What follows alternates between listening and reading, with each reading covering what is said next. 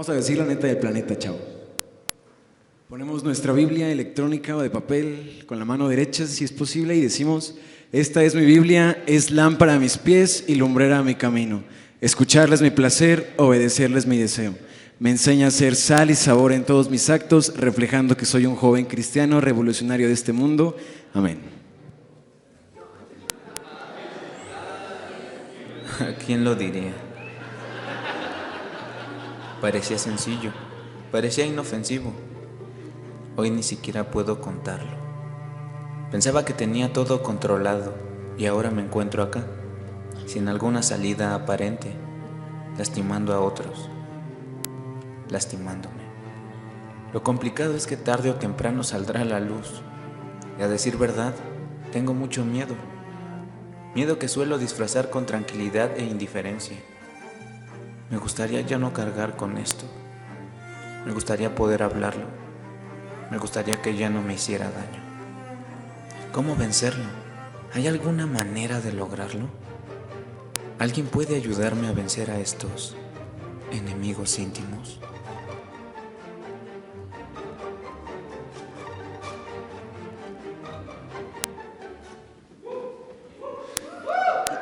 Enemigos íntimos. ¿Quién Un lo aplauso diría? para... Ya detengan a Josh. Detengan a Josh. Un aplauso para Josh y su equipo que nos ayudó con este video. Gracias, hijo, por tu trabajo. Hoy iniciamos una nueva serie que se llama Enemigos íntimos. Enemigos íntimos. Enemigos íntimos. Y ya no lo pongan por cuarta vez. Tenemos un texto que va a ser la base de esta serie, que está en Romanos 8:37. Rápidamente toma tu Biblia electrónica de papel y si tienes el pasaje, corre aquí al frente para que nos ayudes con la lectura en voz alta. Romanos 8:37. Joel, velozmente.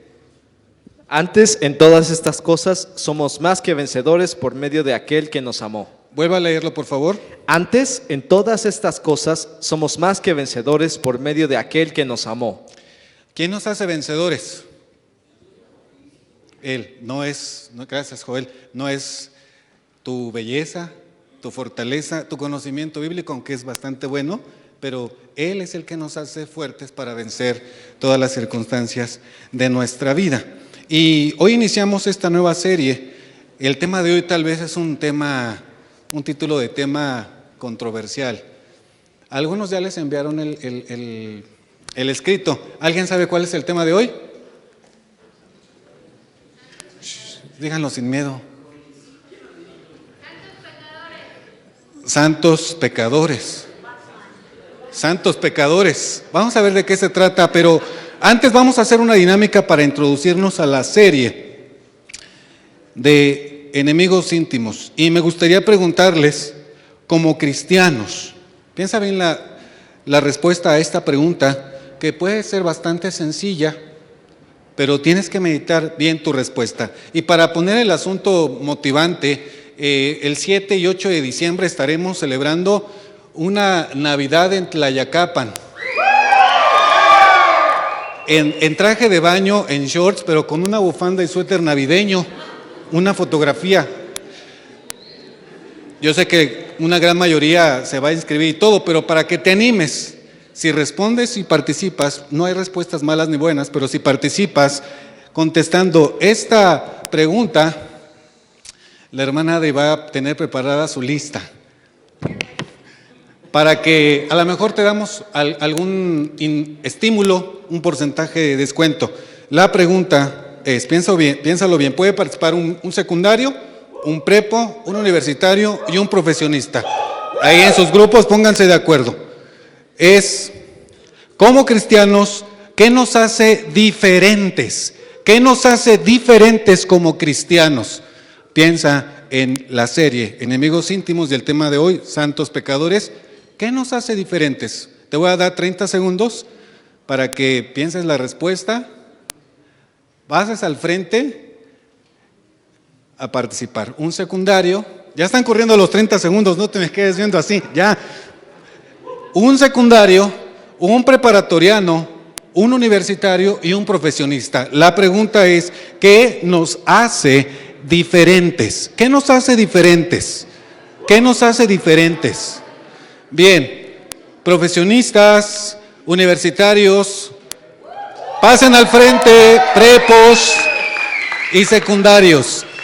Ya llegó un profesionista. La pregunta es, como cristianos, ¿qué nos hace diferentes? Y él no va a responder la pregunta hasta que lleguen los otros 3 jóvenes. ¿Eres la hermana Adri?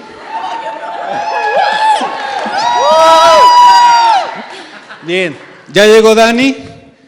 Universitarios, prepos, ¿qué nos hace diferentes? ¿Qué nos hace diferentes? ¿Qué nos hace diferentes? Nadie le aplaude. Qué feo, ¿eh? Bueno, iba a decir ya, pero mejor me callo. A ver, ahora un secundario. Un secundario. La fuerza de la Magna, los más gritones de la Magna. Bien. Un hombre de fe con amplia experiencia. Perfecto. Les recuerdo, muchachos, la pregunta es, ¿qué nos hace diferentes? Aunque respondan, obviamente no van a decir una herejía ni cosas así, ¿no? Ya tienen su estímulo para el 7 y 8 de diciembre. Anota esa fecha en tu calendario. Bien. Primero en el orden en que llegaron. Adelante. ¿Qué nos hace diferentes como cristianos? El pelo. No, el arrepentimiento. Sí, así hace caso. Bien. Adelante, Dani. Que a pesar de todas las pruebas y dificultades, nosotros tenemos esperanza que es en Jesús y en Dios. Amén. Muy bien. Josué.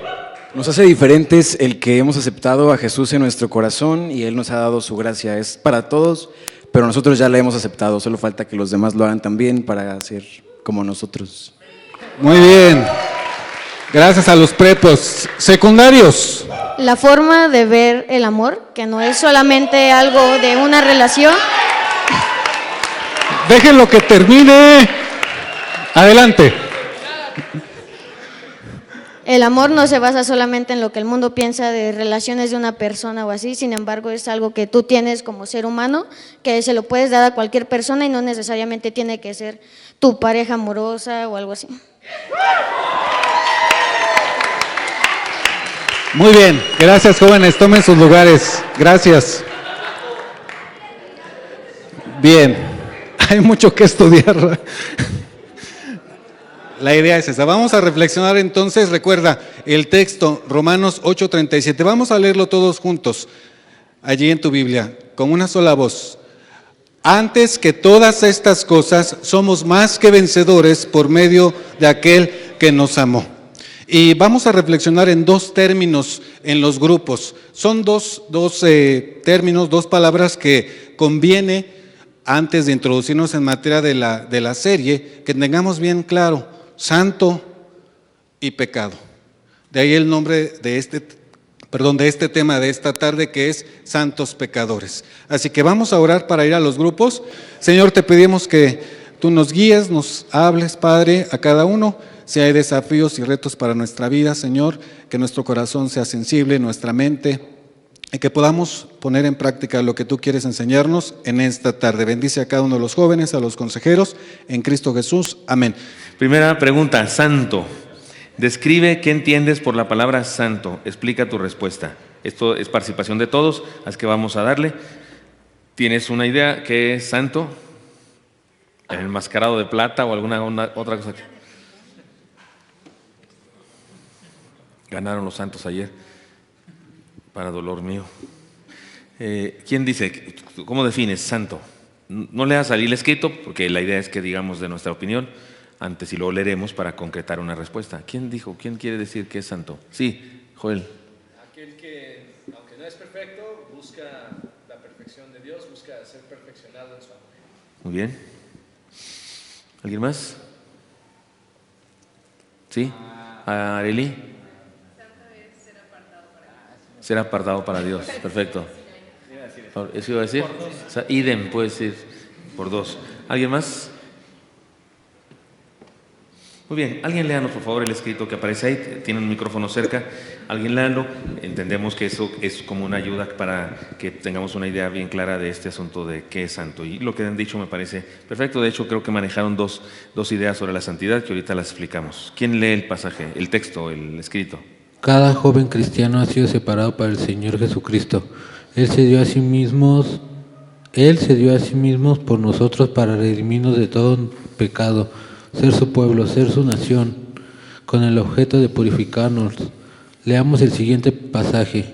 ¿Quién se dio a sí mismo por nosotros para redimirnos de toda iniquidad y purificarse un pueblo propio celoso de buenas obras? Tito 2:14. También cumplimos una misión al ser santos. La Biblia dice: ¿o ignoráis que vuestro cuerpo es templo del Espíritu Santo, el cual está en vosotros, el cual tenéis de Dios, y que no sois vuestros? 20. Porque habéis sido comprados por precio. Glorificad pues a Dios en vuestro cuerpo y en vuestro espíritu, los cuales son de Dios. Primera de Corintios 6, 19, 20. Si unimos estos dos pasajes podemos entender el significado bíblico de un santo. Es alguien a quien Cristo compró con su propia sangre en la cruz y lo ha separado por sí mismo para que sea de su propiedad. La Biblia afirma que cada nuevo creyente ha sido apartado por Dios, separado para Él, para ser transformado a la semejanza de Cristo. Somos de su propiedad, es decir, tenemos un dueño. Por lo tanto, todo creyente en Cristo es un santo. Ha sido separado de su estilo de vivir, es decir, de pecado, y es ahora apartado por Dios con el objetivo de glorificarlo en el transcurso del proceso de ser transformado. Muy bien, sí nos queda claro, ¿verdad? Me parece que el enfoque que maneja aquí este escrito, y es el correcto, es que somos santos, como decía Areli, porque fuimos apartados por Dios. Joel hablaba de una santidad que también es ser santo, que nosotros luchamos por ser mejores, y sí, es el proceso de la santificación, pero lo primero que sucede en nuestra vida para ser santo es que Dios nos aparta. De hecho, cuando lo sucede, seguimos siendo lo que éramos hace ratito. O sea, soy una persona que no soy cristiano, me porto muy mal y no sé qué, y creo en Cristo, el Señor me santifica, me aparta, pero eso no me convierte en perfecto, ¿verdad? Es más, soy el mismito que hace rato que todavía no me entregaba. Así que la santidad es algo que Dios hace, primeramente debemos entender eso, Él lo hace. Luego nosotros crecemos en la santidad y hacemos nuestra parte, que me parece que es lo que sigue aquí en el escrito, pero sí no perdamos de vista eso. La santidad es algo que Dios hace, nos apartó, dijo, este es mío, y nos trae a su redil y le pertenecemos. Pero ahora, y esto viene, me parece que el otro concepto, el que manejaba Joel, ¿cómo nos volvemos santos? Evidentemente ya dijimos, Dios nos aparta, pero algo más que alguien quiera decir, porque incluso la Biblia dice, sed santos. Si decimos, pues ya somos porque ya Dios nos apartó, entonces ¿para qué dices que seamos santos? Sí. Bueno, yo pienso que, de hecho, hablábamos un poco al respecto, mi hermano y yo, ayer, sobre la libertad, y yo creo que la libertad tiene un poco que ver con santificarnos, ¿no? Porque realmente santificarse, siento que es someterse a Dios, ¿no? Y eso al mismo tiempo también te hace libre, ¿no? Yo pienso que el proceso de santificación tiene que ver con cómo te involucras con Dios y que Él te ayuda a separarte, no precisamente como aislándote de las personas, sino más bien apartándote de ellas en el sentido de cómo tú te relacionas con ellas, ¿no? Y cómo tu proceso de transformación tiene que ver con eso, o sea, dejar los vicios, dejar de comportarse como esas personas, porque te relacionas con Dios, yo pienso. Muy bien, sí, gracias. Jeremy, ¿alguien más? ¿Cómo nos volvemos santos? Insisto, sí, Dios nos hizo santos, nos apartó, pero acuérdense que en la Biblia exhorta, sed santos, lo que quiere decir que en algo participamos para eso. ¿Quién más quiere decir cómo nos volvemos santos? Sí, hermana. ¿Qué tanto dejas que Dios transforme tu vida? ¿Qué tanto le permites a Dios que, tengas tu entrega total y que Él actúe en ti? Muy bien, gracias. ¿Qué tanto perseveras en la fe, en crecer en Dios, en conocerle más, en obedecerlo cada día más? Bien. Leemos lo que sigue. ¿Alguien ahora, ya leyó mi hermano, ahora alguien diferente puede leer la siguiente porción? Sí. Somos hechos santos por la acción inmediata y sobrenatural del Espíritu Santo que hace su obra de transformación dentro de nuestro ser, a tal grado que llegamos a ser una nueva creación en Cristo. De modo que si alguno está en Cristo, nueva criatura es. Las cosas viejas pasaron, he aquí todas son hechas nuevas. 2 Corintios 5:17. Ser santo es una demanda a vivir con un estándar de vida superior que no se compara con el buen comportamiento que el mundo vende. Es más bien un elevado comportamiento que solo puede entenderse en términos del reino celestial. Es decir, cuando se le ha entregado al Señor el total control de la vida, formando parte del pueblo santo de Dios. Muy bien. ¿Se acuerdan de ese pasaje que el apóstol Pablo dice, no os embriaguéis con vino en lo cual hay disolución? Antes bien, ¿qué dice? Sed llenos del Espíritu Santo. Los eruditos en griego dicen que ahí donde dice no os embriaguéis con vino, esa frase embriaguéis con vino, o embriaguéis es la misma palabra que después dice sed llenos del Espíritu. O sea que en lugar de ser llenos deberíamos poner embriagarse. O en lugar de decir embriagarse debemos poner ser llenos, porque es la misma palabra. Entonces podríamos ese texto traducirlo exactamente diciendo no se llenen del vino en lo cual hay disolución, antes llénense del Espíritu Santo. O podríamos decir no se embriaguen de vino, embriáguense del Espíritu Santo, porque es la misma palabra. Entonces han dicho ustedes algo como eso, depende de con quién te juntas, de qué te llenas, qué le metes a tu cabeza, qué cosas traes aquí en tu mente, ¿no? Yo quisiera añadir algo más, que somos santos en el sentido de lo que parecemos nosotros, pues con las disciplinas básicas de la vida cristiana. Esto que estamos haciendo ahora aquí, venir juntos, meditar, reflexionar, hablar, todo, es parte de nuestro proceso de santificación. Sí, yo creo, aunque alguien pueda pensar que es así muy simplista o muy loco decir eso, pero yo sí creo que un joven que viene aquí, como nosotros ahora, que leemos la Biblia, que estudiamos, tiene una cierta ventaja en su crecimiento con respecto a un joven que no lo hace. O sea, cuando tú no lo haces, cuando no vienes aquí, algo te perdiste de este proceso de santificación. Hay muchos jóvenes en nuestra iglesia, muchos.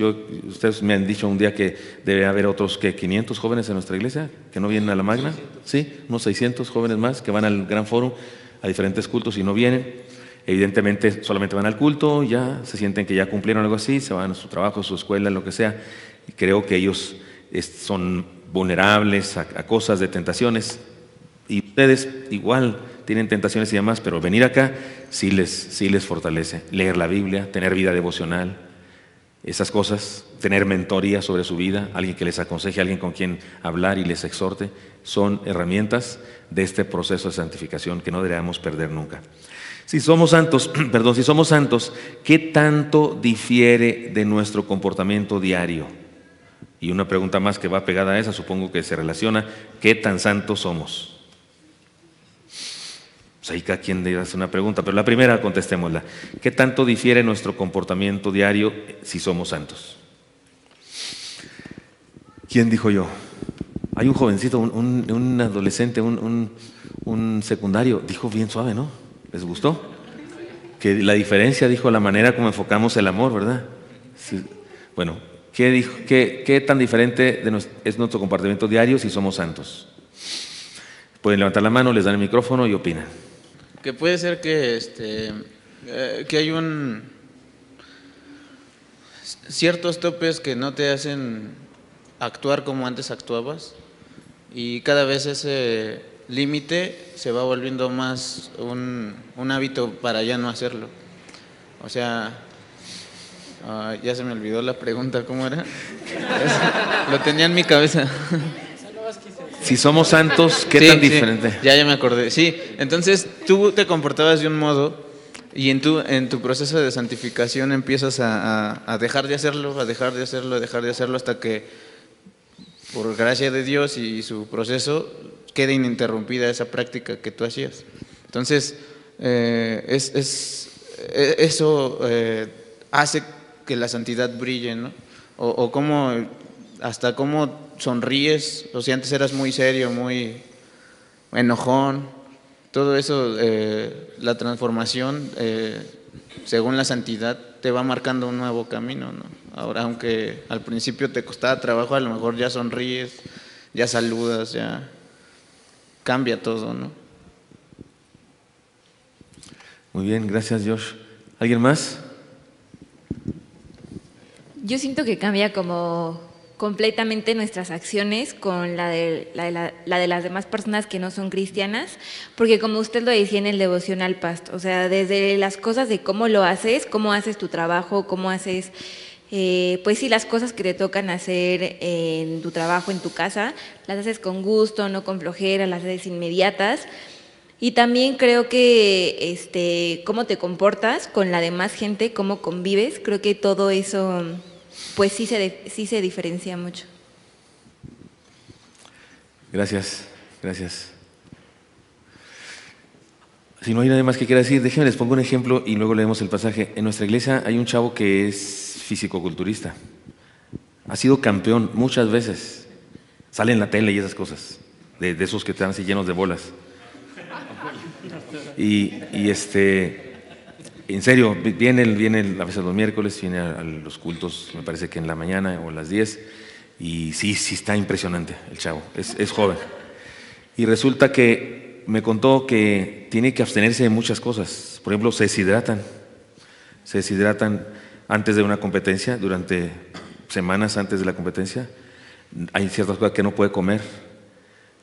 Cuando vino a hablar conmigo, tenía no sé cuánto tiempo comiendo solamente pollo, y dice que está harto del pollo. Y luego su niña comiéndose una pizza ahí enfrente de él. No puede, refresco, tomando una Coca-Cola, dice que tenía sed, de hecho tenía la boca seca, muy mal. Yo decía, no es posible que hagan todo eso. Tenía la boca, cuando hablaba, así se le notaba la boca bien seca. Dice, tengo ganas, pero no puedo tomar agua. Dice, solamente tomo ciertos, ¿cómo se mide? Mililitros, porque hidratado no se ven los músculos. O sea, deshidratado se ven los músculos. Se ve acá cuando le hacen acá hay músculos que yo ni sé qué tiene la gente. Musculito ahí raro que no sé qué. Pero ha sido campeón muchas veces. Es decir, tiene una vida fuera de lo normal. Y su suegro tiene una taquería. O sea, y van a ir a la taquería y todo el mundo comiendo tacos y él no puede comer más que su mugre pollo desabrido, pechuga, tiene que ser pechuga, sin grasa y no sé qué. O sea, bien mal. Sí, en serio que sí. Pero ha sido campeón, 6 años ha sido campeón. Y entonces él decía que ya era la última vez que participaba, porque también en situaciones familiares y demás, que era la última vez.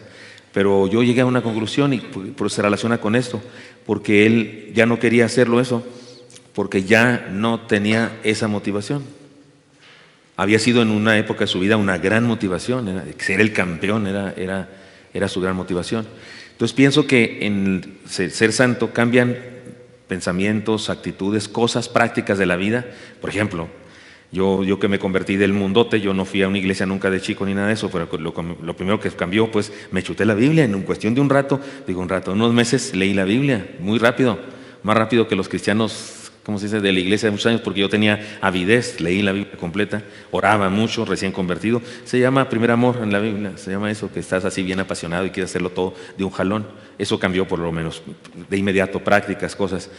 Pero lo que cambió esas prácticas y esa forma de ser fue en realidad en el interior una motivación nueva que había cambiado en mi vida. Yo creo que eso es lo que hace una gran diferencia cuando he sido seleccionado por Dios, elegido por Dios porque creí en Él y por gracia me santificó.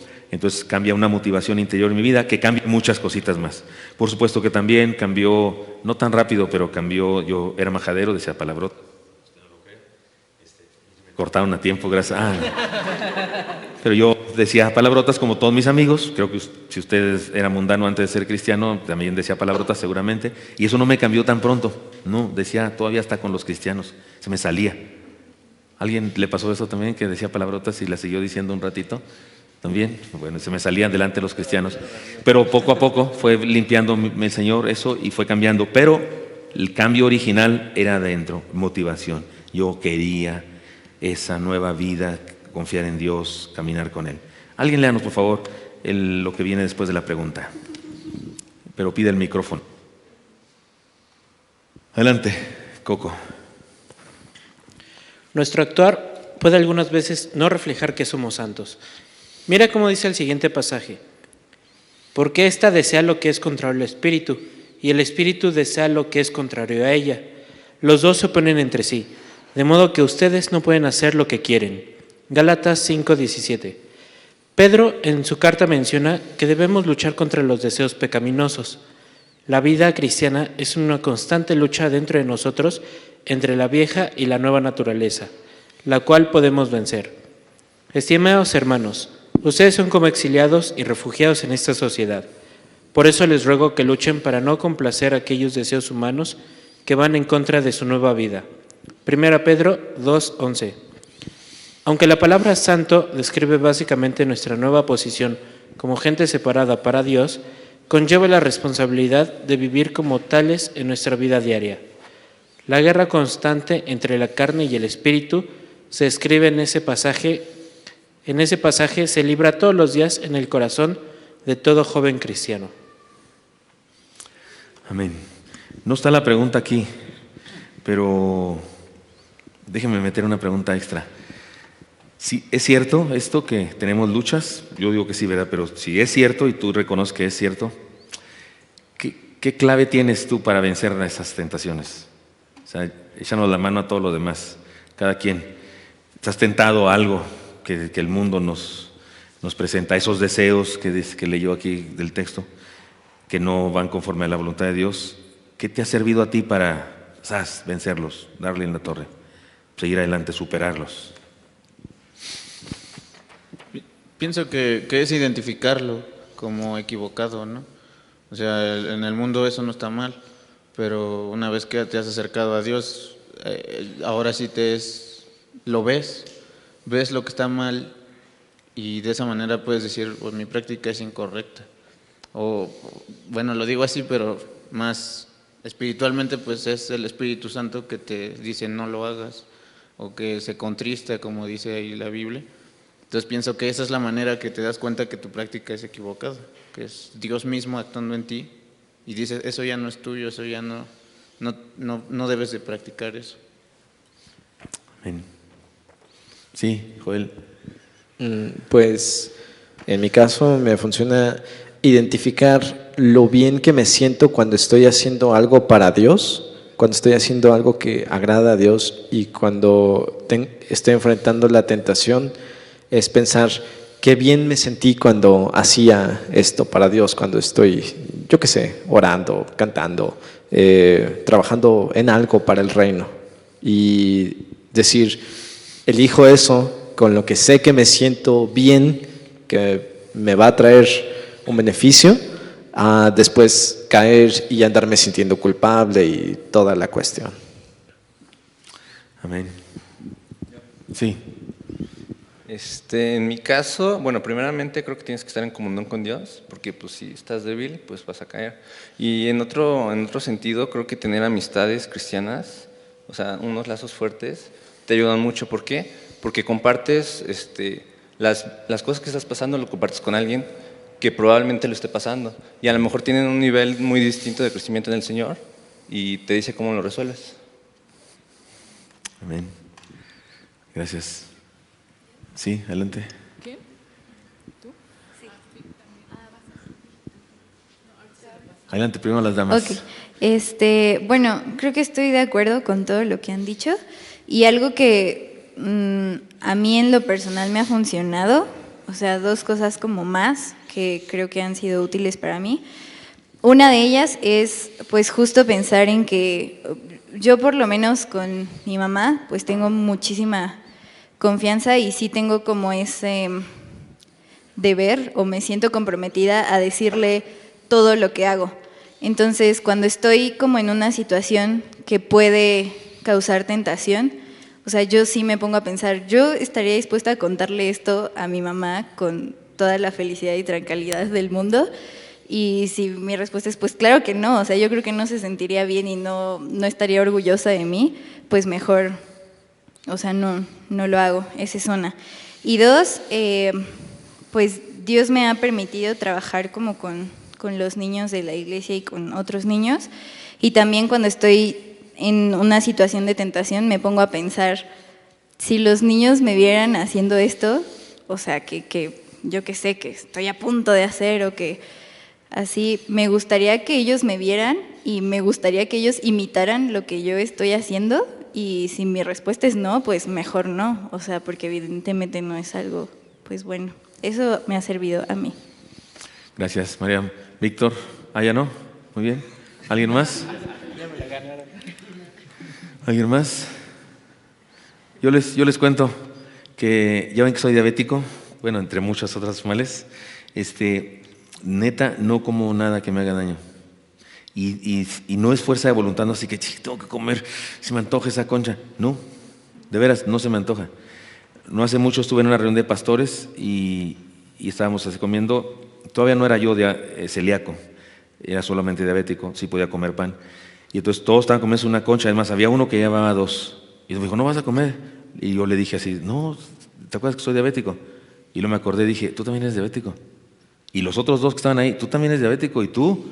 Todos. Y luego él dijo, el que llevaba 2, dijo, sí soy, pero no sé cómo le haces tú para aguantarte.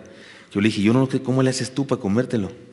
Y neta, no es fuerza de voluntad, no es que esté yo luchando y soy bien acá, bien no voy a comer, no voy a comer. No sé qué me pasa, que mi cerebro dice, eso me hace daño, me puede matar. Vi a morir a mi madre de diabetes y por alguna razón en mi cerebro rechazo eso. No se me antoja, neta, no se me antoja. No es que yo decida así muy valientemente, no, de veras no se me antoja. Debe ser Dios que hace eso. Y me parece que así me pasó cuando yo me convertí y entendí el pecado. Como le eché mucha crema al estudio y eso desde que me convertí, y acuérdate, pues era medio filósofo y demás, así es que decidí estudiar mucho eso y iba con mi pastor y le daba lata preguntándole cosas y demás para aprender. Y entendí el pecado y se los quiero compartir. Hay gente que piensa que el pecado es así como que las cosas que no sé por qué a Dios le da la gana prohibirlas para que no seamos felices. Es más, alguna vez sobre un cierto pecado en particular que yo pregunté a un grupo de jóvenes, dije, ¿por qué es pecado esto? Y él me dijo, ¿porque lo disfrutas mucho? O sea, qué absurdo. Hay gente que piensa eso. Cree que gozar mucho le cae gordo a Dios y entonces, es más, no me pidan preguntas de quién se trata, pero incluso hay una persona en nuestra iglesia que hasta dice que cuando algo no te gusta, Dios te hace hacerlo todo el tiempo hasta que te guste. ¿Han oído esa frase? Algo no te gusta, Dios te hace hacerlo y hacerlo hasta que te guste. Es absurdo eso. Hay quienes creen que lo que te agrada a ti, a Dios no le agrada. Por alguna razón, que no sé cómo se explican ellos.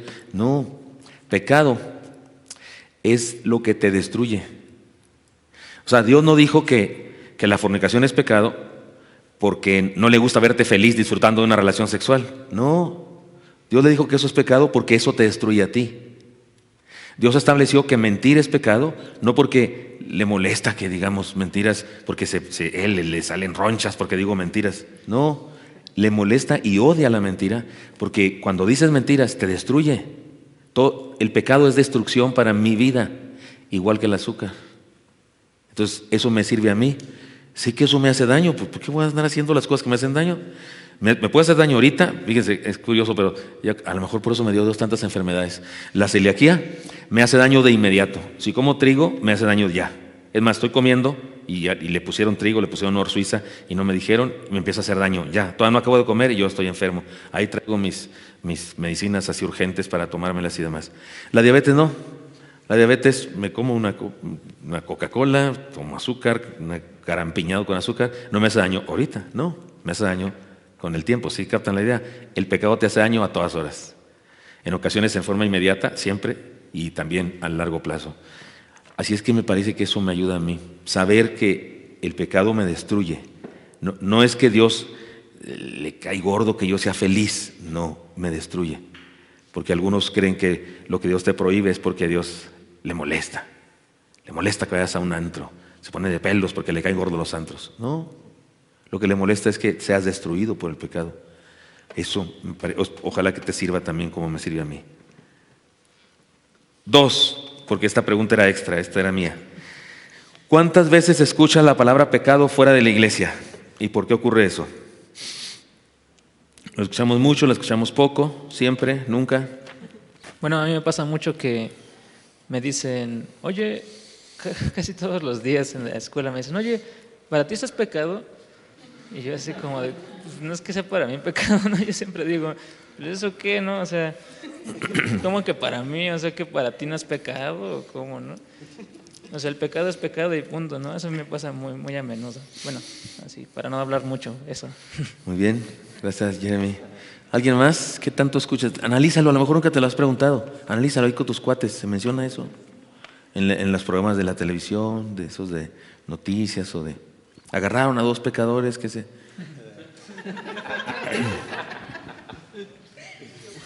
¿Se usa mucho? Sí. Yo creo que no. Yo camino todas las mañanas con una amiga y ella es de la religión popular, ¿no? Y entonces me decía que su hijo tiene que hacer la primera comunión, entonces hacen, ¿cómo se llama? Lo que les dan, el catecismo. Y entonces me decía, es que a mí me choca que les hablen del pecado y que son pecadores. Y yo, pues es que así es, ¿no? O sea, como dicen, pues es lo que es, ¿no? Se tenía que decir y se dijo. Y me dice, pero es que ¿por qué? ¿Por qué siempre ustedes los cristianos dicen? Le digo, porque eso es. Y entonces yo le dije, no, ¿tú qué entiendes por pecado? No, pues que está mal y que te vas a ir al infierno, así literal, ¿no? Entonces le decía yo, bueno, lo que significa es cerrar al blanco. Y pecado es todo lo que a ti te hace daño, o sea, como usted nos lo ha enseñado, ¿no? Entonces yo creo que no se usa mucho porque la gente le tiene miedo a la palabra pecado e inmediatamente la asocia con me voy a ir al infierno, estoy mal, ¿no? Entonces yo creo que no es una palabra que fuera del ámbito cristiano se use, y cuando se llega a usar es en un término, te vas a ir al infierno y estás mal y eso a Dios no le gusta, o sea, como evidentemente una connotación negativa, pero muy, muy mala, sin el otro lado de todos pecamos, pero todos podemos hallar gracia en el Señor, y si te arrepientes, porque yo también le decía, es que arrepentirte no es nada más decir, ay, bueno, no lo vuelvo a hacer, perdón, eso no es arrepentirte, o sea, arrepentirte es perdón y no volverlo a hacer, y de verdad intentar a no volverlo a hacer, ¿no? Pero yo creo que va por ahí. Josh. Sí, a mí me gusta mucho ver a un cuate que se llama Ray Comfort. Es un judío que se dedica a es judío cristiano, se dedica a evangelizar ateos. Entonces va a las universidades ahí con los chicos y se busca hasta que uno le diga que es ateo y le dice, bueno, ¿me dejas debatir contigo? Y sí. Y casi siempre al ateo le dice, pero es que más bien tú no crees en Dios, porque si crees en Dios te haces culpable de todas las cosas malas que haces. Por eso dices, mejor Dios no existe, porque entonces no hay moralidad y no dices, está mal, ¿no? Y les dice siempre, ¿te suena razonable lo que te digo? Y dicen sí, ¿no? Y ya termina evangelizándolos, unos sí, otros no, pero yo creo que no quieren, yo no escucho, a veces hasta me pregunto yo si yo les digo más el pecado que ellos a mí, porque cuando yo hago eso, no me dicen ellos se ofenden cuando tú les dices del pecado. Es como que quieren borrar, tal vez por el concepto que tienen del catolicismo, que la mayoría de mis amigos son católicos, o tal vez porque se sienten ofendidos o no quieren sentirse así y entonces borran eso y simplemente es mi manera de vivir. Y también, pero sí creen en Dios y así, pero es lo que yo pienso, que lo quitan porque así no son culpables de lo que hacen. Entonces no se menciona, al menos en mis círculos sociales, no se dice. A veces creo que lo digo más yo y luego digo, tal vez no tengo que decirlo tanto. Muy bien. Sí, yo tengo la impresión de que la pregunta nos la hicieron en ese sentido. Es como una pregunta retórica más bien. En el mundo no se usa mucho el concepto pecado. Se considera, la gente no cristiana, considera como un vehículo de presión, de opresión. Como que usamos la idea de pecado, las religiones, como una manera de reprimir a la gente. Por ejemplo, hay muchas películas en las que se maneja así una idea legalista de los religiosos. Por ejemplo, es muy viejita, La Sociedad de los Poetas Muertos, ¿no la vieron? ¿Sí la vieron? Pero sí es viejita. Pero por ejemplo en esa, ¿sí caen gordos los de la universidad, sí o no es cierto? Sí caen gordos, ¿verdad? Son legalistas. El asunto es que es una universidad cristiana. Pero por eso digo, así se maneja en el mundo. Los religiosos son los malos. Los de la ideología de género, los del feminismo son los buenos. Y todos los religiosos que establecen instrumentos de opresión como el concepto pecado están mal. Y tiene razón Josh, la culpa la tiene las religiones legalistas, las religiones que han dado un mal testimonio, como en la mañana nos decía el Señor en el sermón también, ¿verdad? El mal ejemplo de muchos cristianos. Pero sí no se usa el concepto. Sería bueno que nosotros lo usáramos cuando alguien nos pregunta lo que sea, desde el punto de vista que es algo que nos destruye y es algo que es cerrar al blanco, es hacer algo para lo cual no fuimos diseñados, es fallar a nuestro propósito de vida. Pecar en el humano es sinónimo de que un águila viviera en cuevas como topo.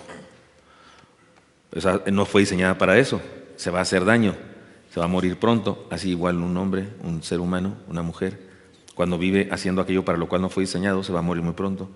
Y espiritualmente se va a morir para siempre. Entonces, ojalá que manejemos eso. Pero sí, no se maneja en el mundo muy seguido. Alguien léanos, por favor, la siguiente parte del escrito. La palabra pecado tristemente no es mencionada en los medios de comunicación, ni en las redes sociales, ni en el periódico, ni en las escuelas, ni en lugares públicos. La palabra pecado cubre una amplia gama de malos comportamientos, ideas, motivaciones, posturas ideológicas, etc.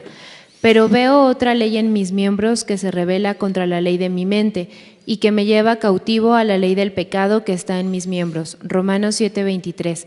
Abarca todo, desde el chisme hasta el adulterio, desde la impaciencia hasta el homicidio. El pecado, es una conducta indigna de un santo. Uno de nuestros problemas es que algunas veces podríamos caer en el riesgo de no ser conscientes de que somos santos y mucho menos de la responsabilidad que conlleva esa nueva posición que exige que vivamos como tal. Nos dejamos llevar por las circunstancias, la moda, algún tipo de relación o simplemente por el deseo de nuestro interior de olvidarnos a quien pertenecemos. Tampoco pensamos que ciertas acciones como el chisme, la impaciencia, formas de hablar, lugares o programas, espectáculos, etcétera, sean pecado. Más bien creemos que el pecado grave es el que la gente comete fuera de la comunidad de fe. Nos volvemos muy buenos para identificar con facilidad el pecado de inmoralidad o de falta de ética de nuestro entorno en general. De hecho, nuestra sociedad y algunas iglesias han dejado de usar en su vocabulario las palabras bíblicas fuertes acerca del pecado. ¿Puedes compartir algunos ejemplos de la forma en la que se diluye el concepto de pecado? Es algo similar a lo siguiente: si no le haces daño a nadie, hazlo. Si no te preguntan, no lo digas. La Biblia lo llama mentir. No hay problema con el contacto sexual entre novios. La Biblia le llama fornicación. La gente ya no comete adulterio, ahora tienen una aventura. Pregunto lo que pasó para orar por ellos. La Biblia lo llama chisme. Los ejecutivos de las compañías no roban, solo cometen fraudes. ¿Conoces alguna frase, alguna idea así que diluya, que minimice el pecado? Amor es amor. Sea como sea, hombre con hombre, mujer con mujer, amor es amor, sí. ¿Sí? ¿Quién dijo acá yo? ¿Sí? ¿El micrófono? Sí. Que estaba viendo también de esto del aborto, de una película que se estrenó que se llama Inesperado, y en la entrevista decía que la protagonista de esa película es una chica que primero fue líder abortista y luego vio un aborto y se cambió. Pero cambió conceptos, en vez de decirle aborto le llamaban interrupción del embarazo o salud, algo de salud. Y decía el cuate, ya no es salud, si se muere alguien ya no es salud. O sea, entonces también eso, ¿no? Los conceptos que las nuevas ideologías cambian para que no suene tan fuerte y eso, ¿no? Entonces, aborto, o que sonaba muy fuerte, ahora se llama interrupción del embarazo segura o legal. ¿Alguien más tiene una idea? Oh, ¿perdón? ¿Qué tanto es tantito? ¿Qué tanto es tantito? Si a ti te funciona, no hay problema. Pues por una parte, la parte de la libertad, confundirla con el libertinaje, porque la libertad es algo que nos ofrece Dios para que cuando tengamos tiempo estemos con Él, y el libertinaje pues nos aleja de Él porque cometemos no pecados, pero sí cierto tipo de conductas que Dios no las menciona y por ende nosotros a veces justificamos que soy libre porque estoy con Dios y por la gracia, ¿no? Pero a pesar de eso, el pecado es mucho más profundo, porque si transgredes la ley con mentiras, con fraudes, con libertinajes y con todo tipo de escenarios rojizos, pues yo creo que no vas a confundir a más personas de las que puedes aclararles la vida, ¿no? Bueno, Dios aclararles la vida. Gracias, gracias. Ya sé cuál otra, que es como mucho el famoso YOLO, de You Only Live Once, o sea, solo se vive una vez, entonces haz lo que quieras porque solo tienes esta vida. Otra forma. Muy bien, eres soberano, eres tú decides tu propio destino, es tu decisión, son formas. Tu única lealtad es contigo mismo. Tu única lealtad es contigo mismo, tómala. Estás en edad de equivocarte, qué bruto. Es que el anuncio, es que se puso la chava aquí y lo la ve con otro, ¿verdad? O sea, y lo ponen ahí como una gran cosa, ahí va a traer la chava para toda su vida. Conozco uno de nuestra iglesia que hizo eso, se tatuó el nombre de su novia. Ya ha andado con otras 25 después de esa. No sé cómo le ha hecho para cubrirse ahí, porque...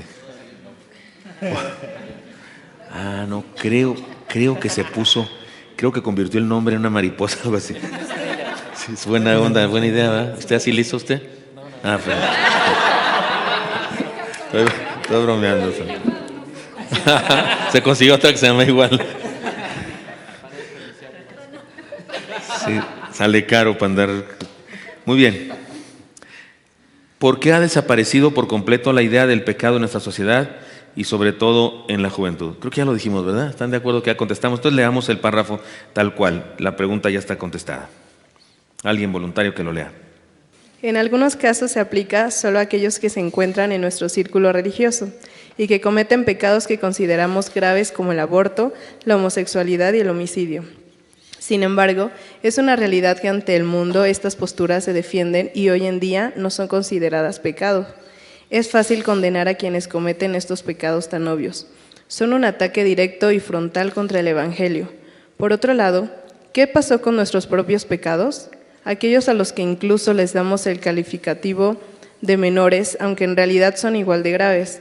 ¿Los ignoramos? Detengámonos un poco para reflexionar en estas preguntas. Estamos hablando del chisme, el orgullo, la envidia, la amargura, la lujuria o incluso no vivir los frutos del Espíritu. Mas el fruto del Espíritu es amor, gozo, paz, paciencia, benignidad, bondad, fe, mansedumbre, templanza. Contra tales cosas no hay ley. Gálatas 22 al 23. Digo 5, 22 al 23. Somos implacables al señalar el pecado de nuestra sociedad antes de que los pecados que cometemos, sin darnos cuenta de que con frecuencia nos permitimos cometer pecados que no consideramos como tales. Menciona algunos pecados que los jóvenes se permiten con frecuencia. Haz una lista y compárala con un amigo o amiga del grupo. ¿Por qué sí debe estar o por qué considerarlas que no debe estar en esta lista? Por ejemplo, hablamos para repetir un chisme o decir palabras hirientes acerca de alguien con mucha facilidad, sin la menor idea de que estamos haciendo mal, o preguntamos información del comportamiento de alguien con la única intención de alimentar nuestra curiosidad o tener una mente materialista y vivir por la carne. Usamos a las personas. Muy bien, no quiero que hagamos esa dinámica de que hagamos con alguien la lista porque nos va a tomar tiempo y siempre quedamos tarde nosotros, ¿verdad? Y hoy no venimos de lejos, pero aquí estamos, está peor porque aquí estamos y todos van a llegar, entonces más nos interrumpen. Entonces hagamos la lista entre todos, pero nada más déjenme compartirles una experiencia de pastor que les puede dar luz sobre este asunto. En algunas iglesias evangélicas del mundo entero, cuando una pareja de jóvenes solteros de la Magna Unión de Jóvenes, aunque no en todas partes se llama Magna Unión de Jóvenes, la riegan teniendo relaciones sexuales, se llama fornicación a eso, y luego se embarazan. Muchos tienen relaciones sexuales, pues no se embarazan, pero se embarazan, entonces tienen que ser exhortados, los pasan al frente, delante de todos, a que confiesen su pecado. Y bueno, lo lindo es que regularmente si ellos manifiestan su arrepentimiento, pues se les perdona, se les restaura, aunque en la mayoría de las iglesias los ponen a prueba. Si tenían maestros de una clase o eran dirigentes de algo, se les quita el privilegio durante unos meses porque están bajo disciplina o algo así. ¿Qué les parece la práctica? En la iglesia donde me convertí, pues se hacía eso. En la primera iglesia que pastoreé, siendo seminarista, nunca sucedió tal cosa que tuviéramos que hacerlo. Pienso que hubiera sido necesario por la tradición de la iglesia, pero en otra iglesia que pastoreé después, ya saliendo del seminario, sí hacía eso, y entonces hubo que hacer eso con una pareja. Y yo como pastor tuve que dirigir ese momento, ¿qué diría yo? Pues grotesco, espantoso. y me sentí tan mal del suceso, aunque los jovencitos que habían cometido el pecado, en vista de que así era su tradición en su iglesia y que habían visto cómo se hizo eso con otras personas antes, pues no, se sintieron restaurados, se sintieron perdonados, se sintieron alentados. Y de hecho, yo traté de hacerlo lo más gracioso posible, que en realidad fue un acto de perdón, no fue un acto de juicio, sino fue un acto de perdón, algo así, y para que fuera lo menos grotesco posible. Pero después, en otra congregación donde fui pastor, se me pedía que yo hiciera eso con alguna pareja, y yo ya no aguanté y dije, no vamos a hacer eso. Y me preguntaban los diáconos, ¿por qué no lo vamos a hacer? Y yo respondí esto, porque si eso hiciéramos con el pecado, entonces tendríamos que pasar al frente todos, cada domingo, desde el pastor hasta los diáconos, guardatemplo y todos los demás. Tendríamos cada domingo que pasar al frente y confesar nuestro pecado, porque la Biblia no habla de pecados veniales, habla solo de pecados mortales, o sea, todos son mortales. La paga del pecado es muerte, todos los pecados son mortales. No hay veniales, pero no hay de dos clases. No hay grandes ni chicos, ni piadosos, porque las mentiras algunas son piadosas, se dice, ¿no? Ni piadosas ni no piadosas, todos son pecados. Entonces todos tendríamos que comparecer al frente cada domingo. Les digo, y la verdad sería poco práctico porque tardaríamos mucho. Y fue mi argumento para decir eso. Pero sí hay congregaciones en donde se hace eso. Y es lo que dice este escrito, se señala mucho ciertos pecados que son como escandalosos. Pero ¿qué de otras cosas? A ver, digamos, porque es lo que nos piden que hagamos aquí en la lista.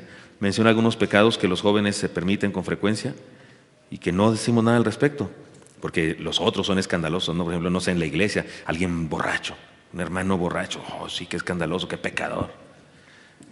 Pero no decimos nada del que se roba los diezmos. En toda iglesia, sí. En las Islas Bautistas, cuando fui presidente de la convención, como hay estadísticas, las estadísticas decían que en las Islas Bautistas, en promedio el 60% no diezman. Aquí en nuestra iglesia tenemos una bendición, el promedio no es tan escandalosamente grave, más o menos es 50%. Según la Comisión de Finanzas, en Oreb, el 50% no diezma. No se ofendan, pero según la información de finanzas, la juventud es la que menos diezma. Ponte el saco si te queda. O sea, de los jóvenes son los que menos diezman en nuestra iglesia. Y no digo los niños porque ellos es otra cosa, ellos dan una ofrenda y que les dio su papá además, pero de jóvenes para arriba hay más ofrendas y diezmos de las mujeres, luego de los hombres, y los jóvenes están rezagados. La María Una no aparecen ahí diezmando ni ofrendando nunca, algunos. Si no te queda el saco, no te preocupes, no te lo pongas, pero si te queda, eso fue nomás de pasadita. Una lista, hagamos una lista de cosas que nos toleramos, que juzgamos algunas muy severamente, pero algunas nos toleramos. A ver, ¿quién dijo yo? Que conste, lo que vas a decir no es lo malo que tú haces, es de un amigo, del primo de un amigo. Yo. Sí. O sea, yo estoy en una carrera que es de mujeres, ¿no? Entonces se acostumbra mucho como a ver cómo viene la otra vestida, como, ay, es que eso no le combina muy bien, o sea, como a chismear de la otra persona. Y también mi carrera es muy competitiva, o sea, la que sabe más es como de, ay, sí, ¿no? Entonces como que entre todas, como que es como de, sí, pero porque, o sea, como que nos peleamos por el lugar como el más alto, ¿sabes? Entonces, como que chismear entre nosotras de la otra, siento que como que es común. Pero, ¿Y eso pasa en la iglesia? No, o sea, bueno, no quién sabe. Estoy siendo sarcástico. ¿Ustedes creen que eso que dice ella pasa en la iglesia? Eso de observar, barrerse, se llama barrer, pasa en la iglesia. Lo pregunté sarcásticamente. Ok, entonces. ¿Sí pasa eso? ¿Y alguien dice que hay que pasarlo al frente para que confiese? ¿No? ¿Hay que pasarlo al frente para avergonzarlo ante todos? ¿Por chismosa? ¿Por andar barriendo a la gente? No lo hacemos. Bueno, lo hacemos, no. Pero otra cosa, ¿no?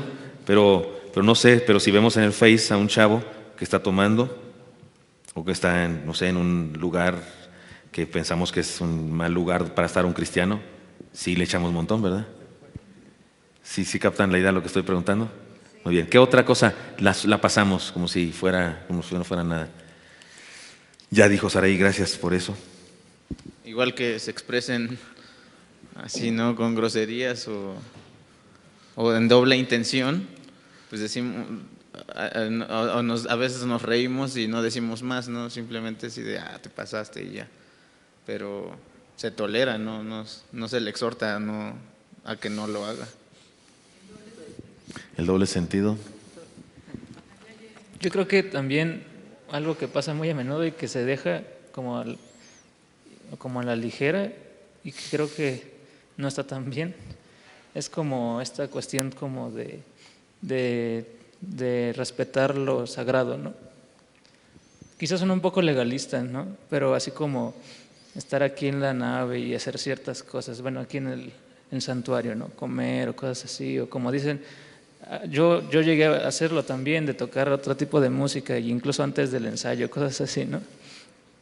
Les digo, quizás suena un poco legalista, pero creo que de pronto tomar muy a la ligera el de, no pasa nada, pues Dios no te condena por estar tocando reggaetón, ¿no?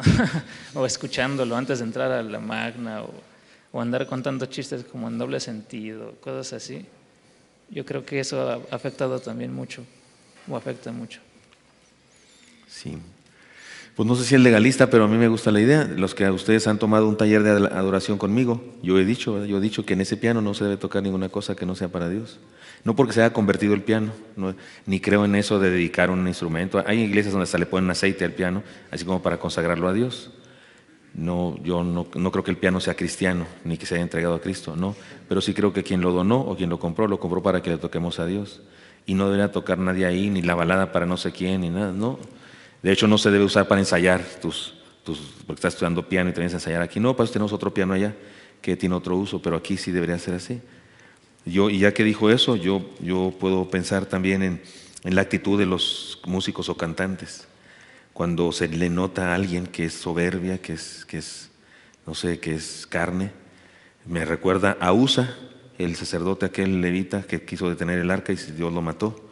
Me lo recuerda. De hecho, no es sorprendente que Usa haya muerto, es sorprendente que nosotros estemos vivos, porque a lo mejor por nuestra soberbia hubiéramos necesitado morir ya. Yo veo eso también, esa soberbia que, insisto, no es escandaloso pecado, ¿verdad? No es un pecado escandaloso, por lo menos no es como la borrachera, como drogarse, como esas cosas, pero es pecado, y si ofende a Dios y si nos destruye. ¿Sí? Antes. Yo creo que las personas, hay estudios, ¿no?, que comparan a las personas que dicen groserías, regresando un poco a lo que veníamos empezando con el tema, son las más sinceras, ¿no?, y que son las que más exhiben sus emociones de tristeza, desagrado, alegría, paciencia y intolerancia. Son las personas que dicen grosería, pero sería una lucha contra la ciencia, ¿no?, la cual es interminable, porque la ciencia siempre va a decir que venimos de otro, que nuestro destino es ser prácticamente como Terminator o cosas así, ¿no? Cuando nosotros sabemos que la venida de Cristo es la que nos puede llevar a la salvación. Oiga, bueno, saben que si hay un estudio que dice eso, pero yo digo lo siguiente al respecto de eso. O sea, se supone que una persona que habla con groserías y no sé qué es muy franca, esa es la idea. Pero resulta que se puede ser muy franco sin decir groserías. Se puede ser muy expresivo y decir lo que quieras y gritar y enojarte y decirle al otro la verdad sin hipocresías, sin decir groserías. Ahora, yo sí creo que hay personas, miren, tenía un amigo, mi papá tenía un amigo que era muy majadero y cuando nos veía a mi hermano y a mí decía, ¿cómo quiero yo a estos hijos de no sé quién? Decía una sarta de groserías, pero neta sí nos quería mucho. Y es más, sentíamos bonito que dijera eso, porque no era insultante, porque no las decía para insultarnos. Ese asunto, la verdad es que ni es grosería, es su vocabulario. ¿Sí captan la idea? Es como él habla. Ahora, yo creo que cuando uno se convierte, pues ese vocabulario no va aquí, porque sí, pues, te ofendes a muchas personas y como al ser parte de un grupo, si te debes a los demás también para no ofender, y por eso creo que debe cambiar. Pero yo sí pensaría que hay personas que dicen groserías sin que necesariamente estén ofendiendo a alguien. Les he contado que yo decía, y un día ya estaba luchando por no decirla, y un día andaba con un amigo de la iglesia, un joven de la iglesia que era así como yo lo admiraba mucho, él era mayor que yo espiritualmente hablando, también en edad, y nos encontramos a unos amigos míos mundanos, y yo los saludé al estilo mundano. Y cuando se fueron, mi amigo cristiano me dice, ¿te fijaste lo que dijiste? Le dije, ¿qué dije? Y dijo 2, 3 de las que yo dije, cállate, no digas eso. Yo muy santo. No digas eso, porque en él se oían horrible. O sea, que él las dijera se oía muy mal. Le dije, no digas eso. Y me dijo, ¿por qué? ¿Las acabas de decir tú? No, sí, no, sí. Y si quieres digo otra, no, ahí muere. De veras, no se las dije a mis amigos para ofenderlos. Creo que es una cuestión de ética social que debo dejar de decirlas, pero sí creo que hay quienes no necesariamente lo hacen por ofender. Por ejemplo, ustedes, yo los he visto en mi casa, allá hace mucho que no van allá al casino pastoral, desde que no están Elí aquí, ni Isaac, pero antes la pasaban allá en la casa los domingos después del culto y jugaban ahí Nintendo y no sé qué, y yo les oía y ustedes como si nada se decían, estaban jugando un Nintendo y no sé qué, maldito, te voy a matar, maldito, miserable. Yo sentía feo porque la Biblia dice no maldigáis, ¿sí o no? Ahora, no se estaban maldiciendo en el sentido estricto de la palabra, porque estoy seguro que no, este amigo no estaba deseándole eso al otro. Pero es la palabra que usa porque es el vocabulario que usamos. Sí pienso que debía cambiar. ¿Ya están regresando? No les digo. Sí, por último, Josh. Tenía una duda. Hablábamos, Lau y yo, de esto de Halloween y de la calaverita y eso, ¿no? Y yo... ok. Que mi papá es pastor y pues crecí en un hogar cristiano y de chiquito mi mamá, pues esposa cristiana también, ella nos dejaba ir a pedir dulces. Perdón, ¿no? Soy pecador. Quítale el micrófono, por amor de Dios. Pero entonces yo le decía a Lau, es que yo no sé, porque yo nunca lo hice con la conciencia de que eso estaba mal. Ya cuando crecí ya me dijeron, mira, eso está mal, y pues ya yo, más o menos a los 14 años dije, no, ya está mal, ¿no?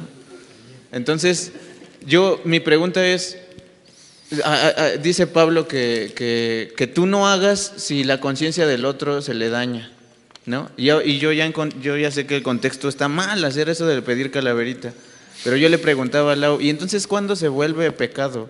¿Cuando tú estás con esa persona y para esa persona está mal? Porque Pablo dice, yo lo puedo hacer y a mí no me afecta. ¿O qué, no? ¿Cómo se vuelve pecado y cómo no? ¿O si es pecado o cómo no? También le digo porque en Estados Unidos se acostumbraba antes a terminar el culto y fumar después del culto. Hay algunos videos que yo he visto de gente, pastores fumando acabando de predicar en Estados Unidos, y aquí nosotros lo vemos como eso está mal. Y allá no lo veían así. O sea, ¿es por la cultura? ¿Hay cosas que la cultura define que están mal o cómo no? Eso es lo que yo tengo en duda. Y obviamente siempre termino diciendo no lo voy a hacer ni nada. Pero eso es lo que yo... ¿Sí me explico? Sí. Oigan, le voy a hacer como en las telenovelas mexicanas. Lo vemos el otro capítulo. Solo déjenme decirles algo para que no nos quedemos mal parados. Pero es un tema excelente y debemos meditarlo y denme chance. Si quieren yo explico algunas cosas, pero nomás quiero decir una cosa. Cada año sin falta, cada año de veras, este año no fue la excepción. Y en los 21 años que tengo en Oreb, cada año 1, 2 o 3 personas de mi iglesia, con una buena intención, me traen un folleto que dice lo maligno y diabólico del Halloween. Y me dice que hay que repartir ese folleto, que lo venden en tal librería y que hay que repartirlo. ¿Ustedes han visto que repartamos algún día uno de esos? Bueno, yo creo que a mí no me gustaría que mis hijos salieran a hacer eso. No me siento cómodo que los niños hagan eso, porque conozco el origen de esa fiesta. Pero no somos legalistas en esta iglesia, no condenamos a nadie que lo haga, ni papá, te vas a ir al infierno, nada. Es más, yo ni siquiera aprovecho el día, porque en muchas iglesias el domingo antes de eso predican de ese tema. O sea, yo aquí ni lo tomamos en cuenta, porque de repente hablar de lo malo le echas porras, ¿cómo se llama? Lo publicitas. Y creo que hay una diferencia entre señalar cosas como pecado y la ética cristiana. Creo que debemos analizarlo otro día. Pero sí, no seamos legalistas. El legalismo no combate el pecado. El legalismo no hace que las personas sean más santas. De hecho, incluso las hace más pecadoras porque les da más antojo de hacer lo malo. Por eso debemos buscar una santidad diferente que no es la santidad de andar señalando esto es pecado, esto no es pecado, esto es pecado, esto no es pecado. No, la santidad de Cristo es otra cosa que la veremos en la próxima emisión, el mismo canal y a la misma hora. ¿Me ayudan a subir estas sillas, por favor?